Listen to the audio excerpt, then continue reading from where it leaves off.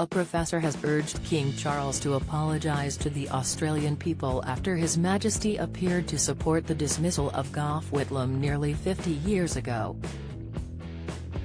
The 21st Prime Minister of Australia was sacked by Governor-General Sir John Kerr, following a string of scandals and economic turbulence in 1975. The move plunged the nation into a constitutional crisis.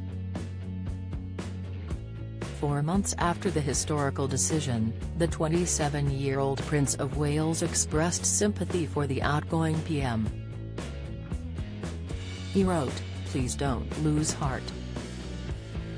What you did last year was right and the courageous thing to do, and most Australians seemed to endorse your decision when it came to the point."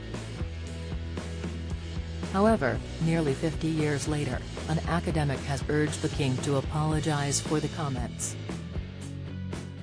U.S. winter storm timeline is snow and ice to spread across 2,600 miles. Professor Jenny Hawking, a historian and expert on Whitlam, dubbed the comments utterly improper and has called for a proper apology from the Crown.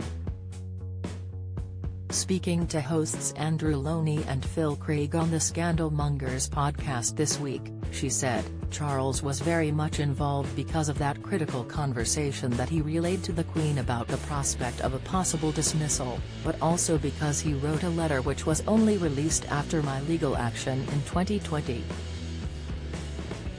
Which was an astonishing letter, some weeks after the dismissal, congratulating Kerr on his actions and saying stay strong, because Kerr was considering resigning after the uproar of it all. He said, what you did was the right and proper thing to do.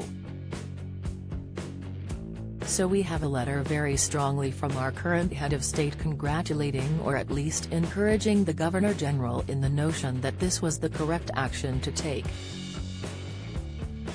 I've been calling for our head of state, the recently announced King Charles III, to make an apology to the Australian people for ever engaging with our Governor-General in those discussions, and for his lack of political foresight by breaching neutrality and encouraging him subsequently in the way that he did.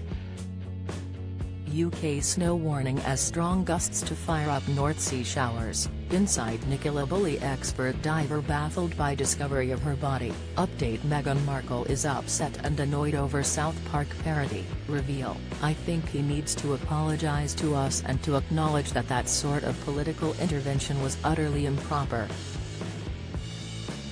In 2020, the palace revealed that the 211 letters between Sir Kerr and the firm showed that the Queen was not involved in the decision to dismiss the Labour Prime Minister. Buckingham Palace claimed it warned the Governor-General about the move, stating dismissing the PM must only be seen as a last resort. It said in a statement, the release of the letters confirms neither Her Majesty nor the royal household had any part to play in Kerr's decision to dismiss Whitlam.